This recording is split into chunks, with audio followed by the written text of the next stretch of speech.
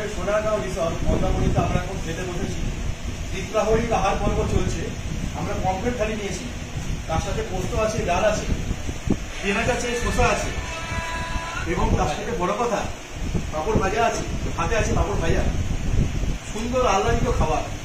আসতে পারেন সবাই মিলে পারিবারিকভাবে, এখানে দারুণ লাগবে, ফাটাফাটি লাগবে। আমি তো একটুখানি খেতে ভালোবাসি, ঘুরতে ভালোবাসি, বুঝতেই পারছেন, আর খুব দারুণভাবে এনজয় করি। আমাদের সঙ্গে আছেন বুদ্ধবাবু,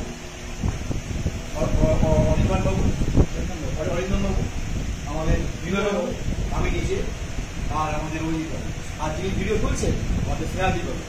সবাই মিলে আমরা এসেছি, ছজনের টিম। ভবিষ্যতে আরো জায়গায় যাবো, আস্তে আস্তে সব কটা করবো। সঙ্গে একটা ছোট্ট কবিতা।